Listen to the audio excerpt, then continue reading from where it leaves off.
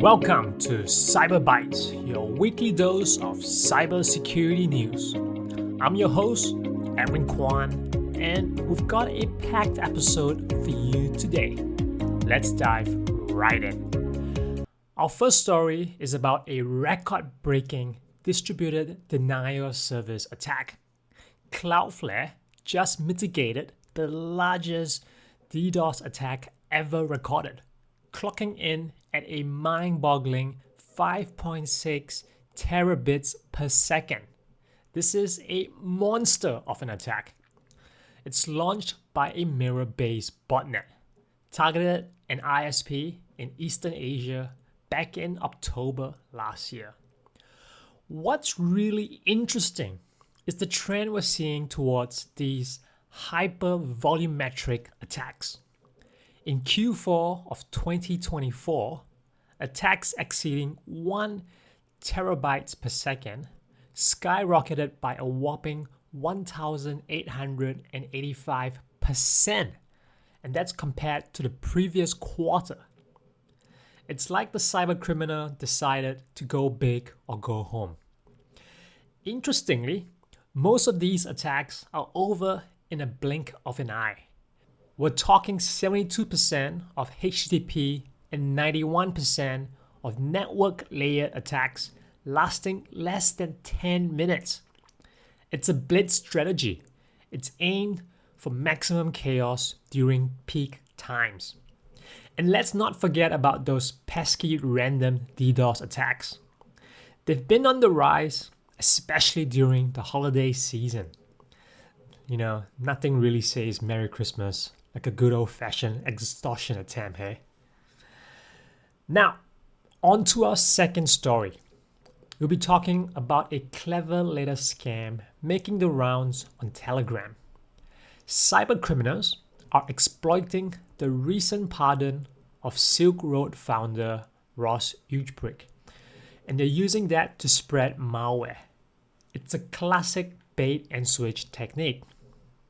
So here's how it works. Fake Ross accounts on X are directing users to a Telegram channel. Once there, victims are hit with a fake identity verification process. The process requires you to press the Windows and R key followed by the Windows and V key. Windows and R launch the Windows Run dialog, and the Windows V paste the malicious PowerShell command that the Telegram mini app had sneakily copied to your clipboard. And before you know it, you're not just verifying your identity, you've pasted and executed that command, potentially inviting Cobalt Strike onto your system. And trust me, that's one house guest you don't want to have on your computer. Our next story is about 7-Zip. And this is a public service announcement to make sure you've updated to the latest version.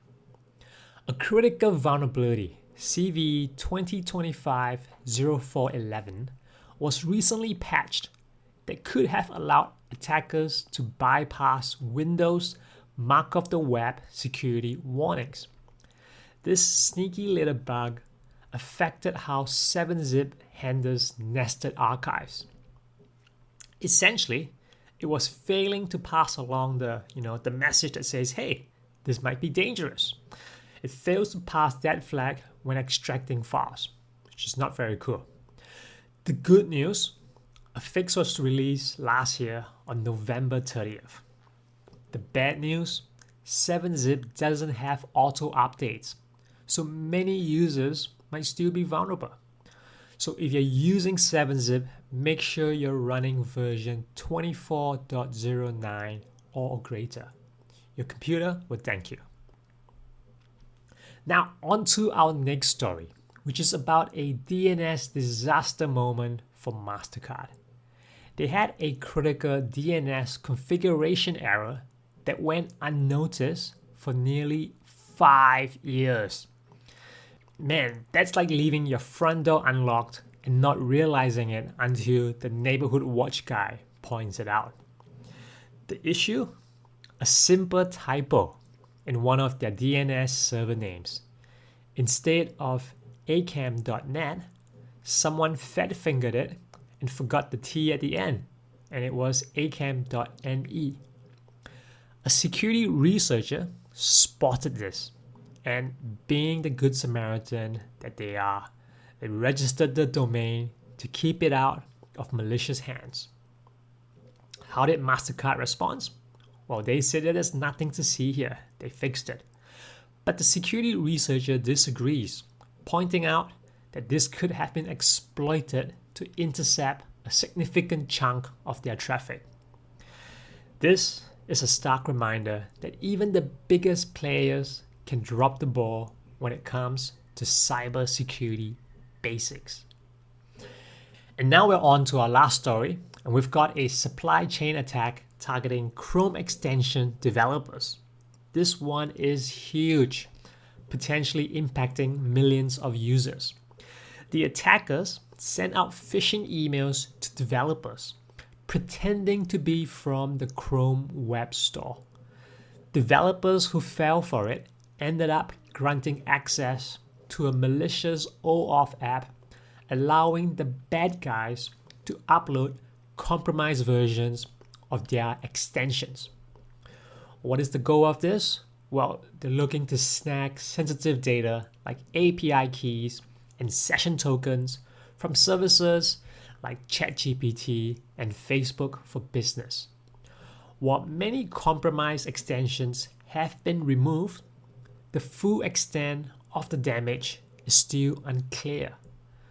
It's a reminder of the importance of robust security measures for developers and the need to stay vigilant against those ever-evolving phishing tactics.